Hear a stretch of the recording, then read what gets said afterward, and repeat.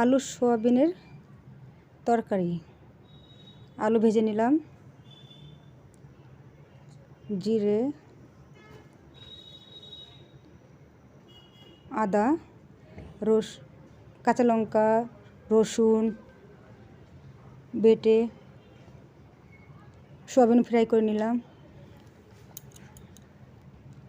আলু সোয়াবিন ভাজা হয়ে গেছে, পেঁয়াজটা কদ্দুকস করে নিলাম, সোয়াবিন ভেজে নিলাম।